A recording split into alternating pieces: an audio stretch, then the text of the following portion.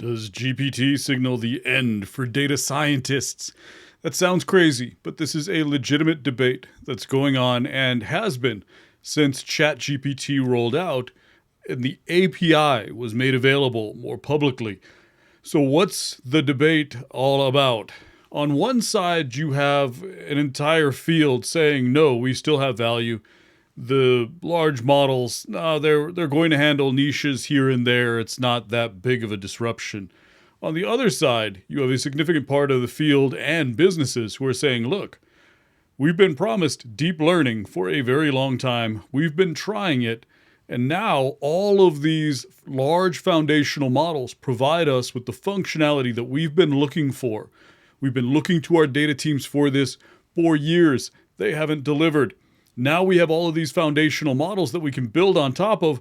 What do we need you for? So there's two sides of this debate, and the side that I land on is going to surprise you. Will this disrupt data scientists? My answer is yes, significantly. There's an entire class of data science team who is not going to be around in about a year because, well, these large models can do what those teams can't. It's what they promised that they would be able to do. And that's the problem. We've been suffering from this deep learning long con that a number of different teams have been perpetrating for as long as I've been in the field. There's been this hype around deep learning being the panacea and the solution for all ills. And we all know that's just not true. But there's an entire class of team that has sold the narrative that every business was going to have these advanced deep learning Meta or Google style AI teams and advanced R&D, and they're going to build their own deep learning models. And it's simply not true. It never has been. And incrementally, just bit by bit, the truth has been coming out for the last few years. That's just not the case. And GPT is the final nail in the coffin of the deep learning everywhere narrative. These teams have oversold themselves and overcommitted. They said they could do some things that they simply haven't been able to do. These are the teams that sort of created those ridiculous requirements where they said, okay, so we need a PhD with 15 plus years of experience. You know those teams, the ones that took themselves way too seriously, who said we're using the most advanced and cutting-edge methods possible. That's why you must have all of these different frameworks and knowledge, and you must be able to pass 18 different interview rounds. That's them. Those are the deep learning con teams. And that's going away. At a company like Meta, at a company like Google, definitely. They're the ones building these large foundational models. But this has been sold to companies from small businesses to the Fortune 100. And it doesn't make any sense. Why? There's never been a reason or a rationale for these massive deep learning teams and publishing papers and contributing to open source projects. It's not real. These ridiculous requirements that have been perpetuated are even further craziness because when you pull back the covers on those companies, what were those teams delivering? It was all regression. They were not actually delivering any of the advanced methods. People would pass these crazy interviews, get into the team, and you would hear their stories online all over the place. I spent months interviewing with all of this advanced knowledge that I'd gathered over the course of 8 years of education and several years of experience, and all I am doing is reporting. That's them. Where there was nothing going on that matched the hype and the pomp that they were putting out there. Pull back the covers, it was all regression, and nothing else ever made it off of a developer's laptop and into production. GPT really was the last straw. Companies were already starting to figure this out, but GPT was that last straw because what it did was it revealed the true cost. People started doing the estimations for how much money it costs just to train these models. And even with something as small as Meta's mini version, it was several $1,000,000.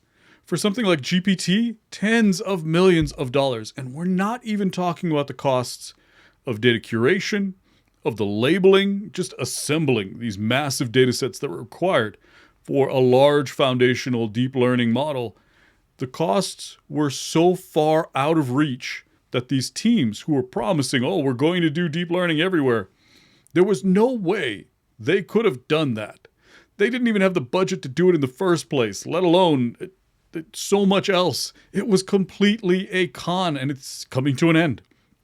So these teams are the ones that are going to be the most disrupted. And it's not just GPT that shined the light on this. McDonald's CEO came out last year and said, look, we have tried automating our restaurants end-to-end using advanced robotics and deep learning use cases, implementations and approaches and everything else. And guess what? The unit economics just don't work. Most businesses who have been down this road have said the same thing. The unit economics simply don't work. Why? The businesses, they aren't built to monetize these large, just very generalizable, functional deep learning models. They just don't have enough scale or enough use cases to support monetizing it. They're not built to monetize large models like companies like Microsoft or any of the hyperscalers are, or any of this wave of new startups are developing and building themselves to be. Large models provide businesses with an alternative now, which is yet another nail in the pervasive deep learning team paradigm. That's coming to an end because now there is an alternative. Businesses can partner with these platforms and build on top of them, or take that functionality and integrate it into their traditional digital product lines. They do not need a ton of data science and machine learning knowledge in order to do that. It's a simple API. The most knowledge-intensive components of it are understanding how it functions and figuring out how to test it to make sure that it'll actually work. Many of these companies are just going to buy from vendors who have the knowledge, like Microsoft is integrating GPT-4 into everything, every enterprise app you could possibly think of. Every use case they can come up with is being rolled out over the next year. So that's the paradigm. So businesses now have this alternative. They don't have to build these deep learning teams internally anymore to get the benefits that they've been searching for, some for over 10 years.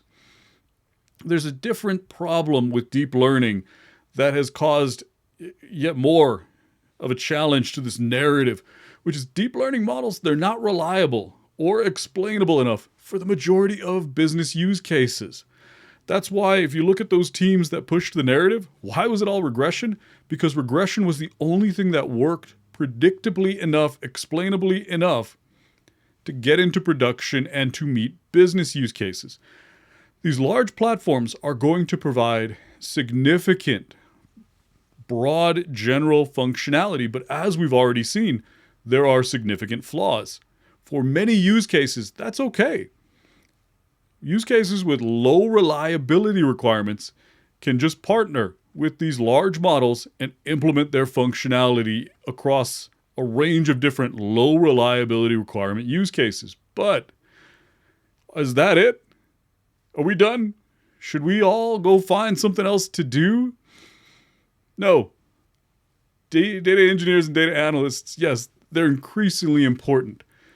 Data's always been critical, and descriptive modeling, analytics have always been able to provide a significant amount of value. I'm not saying those two roles aren't extremely valuable, but they're not everything that businesses need. Companies still need data scientists. And after I said all of that, you're probably wondering, okay, well, what's left? If we're not doing all this other stuff, and if these large models are taking over so much, what are we going to do? What's left for us?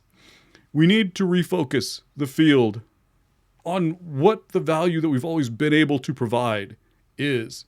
Remember, those big, low reliability requirement use cases, those are already taken. But what does that leave us? The higher value, high reliability use cases.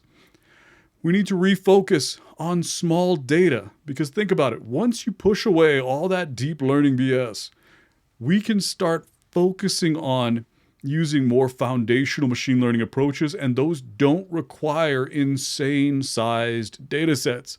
So no deep learning means no more ridiculous 10,000 feature plus models and huge data sets.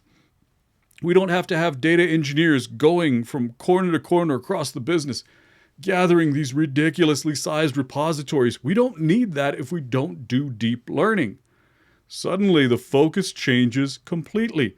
Data engineers can be freed up to curate high quality, high value data sets that target these use cases, high reliability, high value use cases. That's what we're going to start working on. Not big, massive data sets, smaller, relatively, smaller data sets and relatively smaller models. We're not going to be going to tens of thousands of parameters and features anymore. That doesn't make any sense. We don't have systems at that level of complexity in the business at this point that are worth modeling. There is so much more value to be had with these smaller models. So this is the new paradigm. We're also going to be focused on more explainable models, because if we can't explain it, the business won't trust it. Part of reliability is that trust factor and the ability to explain why the model did what it did. Customers will not trust high-value use cases, neither will internal users. We have to build smaller, more explainable, more reliable models, and that's the new data science. Targeted. That's the big piece of it. That's where the business value comes from. Targeted at high-value use cases and delivering the type of reliability that these large models simply aren't reliable enough to service. That changes the way that we do our job, and that's a good thing. This solves so many of the problems that we've been having in our field for almost 10 years, probably more than that now. Deep learning is too expensive. It's not reliable enough. What you have to do to make a deep learning model reliable and explainable adds even more expense to it. And the problem can't be solved by just throwing more data at the problem. It didn't work. It's been tried by these deep learning teams for a very long time. It didn't work. So now it's time for that to go away, and thankfully, it will. Is this still a good field to get into? That's the next big question. That is the other part of this debate. Is this still a good field for people to look at and say, I should do that for a living one day? Yes, it is, actually. There's a significant research component of the field that will be developed in these tech-first companies, the hyperscalers. So that's still a career path. There's just a whole lot less demand for it. But on the other side, we have a more clear, concise data scientist definition. What we do will have so much more clarity than it did in the past when we had sort of this deep learning con going on. Our role will be better focused and better integrated into the business. Qualifications are going to go from insanity to more rational. Because if you don't need to know every cutting edge, bleeding edge, deep learning research method, suddenly the body of knowledge that you need to understand gets to be a whole lot more manageable. And it gives us a whole bunch more time to focus on the science side of our field. Experimental methods, study design, building real experiments so that we can validate our models. Did they really learn something? Do those data points really connect in the way that we think they do to whatever it is we're trying to measure or predict or diagnose? Does this deliver what we think it does, what we promise it will? When will it start behaving unreliably and unpredictably? What should we do then? So much more focus on functionality and reliability as a result of us sweeping away this entire side of the field that doesn't make sense for almost all businesses. Unit economics simply doesn't work out in their favor. There isn't the business model or the operating model to support any of that deep learning hype that we've been living with for the last 10 years. I'm so glad to see it go. Will we be disrupted? Absolutely. You're going to see significant disruptions to data science teams. You'll see reorganization. You will see that old focus on deep learning for everyone finally fade away so that we can focus on what we should be doing, which is these smaller, more reliable, more functional, more valuable models. This is how data science should have been from day one. Segmented out, applied research focused. Applied meaning we're going to put it into production. It has to work. It has to be functional and reliable and meet user or customer needs. That's the focus today, and it's about time.